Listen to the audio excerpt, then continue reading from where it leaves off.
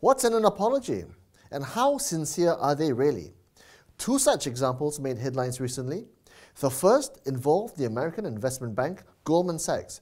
Yep, the same Goldman Sachs which was described by Rolling Stone reporter Matt Taibbi as not only the world's most powerful investment bank, but a great vampire squid wrapped around the face of humanity, relentlessly jamming its blood funnel into anything that smells like money. Yep, the same Goldman Sachs which played a central role in the dot-com crash by listing dozens of low-quality internet stocks and then jacking up their share prices. Yep, the same Goldman Sachs which made billions of dollars from the global financial crisis by lying to its customers about the true quality of the subprime mortgage products it was selling to them, and then added insult to injury by paying record bonuses to its own staff after receiving billions of dollars in government bailout money. Yep, and the same Goldman Sachs which has shown itself to be so money-faced and so relentless in its pursuit of money and profit that Rolling Stone's Matt Taibbi uncovered evidence which showed that Goldmans had in fact engineered every major market manipulation since the Great Depression, from tech stocks to high gas prices. So when its chief executive said, "I'm sorry to all Malaysians for the role it played in 1MDB, not only do I think he absolutely did not mean it, I also think that given it a chance and opportunity, he and Goldmans would do it all over again." Listen to Solomon talking to Bloomberg about this issue. I feel horrible about the fact that people who worked at Goldman Sachs, and it doesn't matter whether it's a partner or it's an entry-level employee, would go around our policies and break the law. Do you think David Solomon truly feels distressed over the role his bank, Goldman Sachs, played? Or was he just regurgitating what his PR people and lawyers told him to say? That aside, don't forget, this is the same bank which promised integrity, fair dealing, transparency, professional excellence, confidentiality, clarity and respect. In a Business Standards Committee report it formulated in January 2011, after facing legal action and public backlash for the central role it played in the global financial crisis. In fact, Goldman has been accused of an assortment of other misdeeds, including staffing the US government with a revolving door of former employees, insider trading, many instances of insider trading, inflating prices of oil, gas, housing, tech stocks through manipulation and speculation.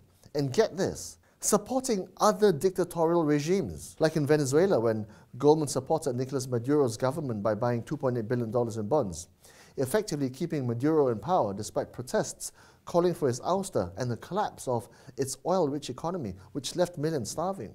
So it's no wonder that Goldmans took the opportunity to profit from another dictatorial regime at the time, Malaysia. Hence Finance Minister Lim Guan Eng's reply to Solomon, which effectively meant, "Sorry no kyo." An apology is just not sufficient, not enough. And only when you pay reparations and compensations, will that be sufficient.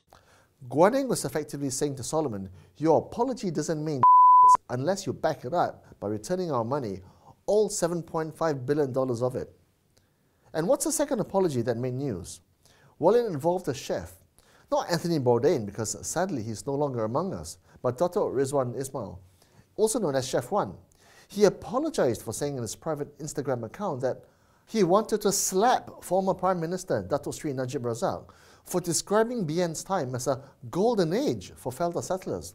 Well, we know the truth, and the truth is that the last 6 years have been terrible for Felda settlers, which of course irked Chef Wan no end because he grew up in a Felda settlement near where the Cameron Highlands by-election is taking place. So why did he apologize? Why, when what he says clearly has a grain of truth? Because unless you've been living under a rock, everyone knows that the scandal at Felda would have been much, much more notorious and famous, except it's been overshadowed by the even more notorious and scandalous 1MDB. So it made me think, when people say I'm sorry, in fact, if they even decide to say sorry in the first place, most of the time, they don't really mean it. Because if you really, really, truly, truly mean it, then you would back it up by returning the money you owe us, or in Chef Wan's case, not apologize and stand by your in-the-moment comments, instead of apologizing, but then saying that you still stand by your criticisms against Najib and Barisan. In other words, have we come to a point where whatever anyone says, let alone the chief executive of a major global bank or a celebrated chef, should their words be questioned for whether they're truthful or not? on the basis of both David Solomon's and Chef Wan's so-called apologies? The answer is a definite yes, and that makes our world a less honest place, which cannot be a good thing, can it? Just saying.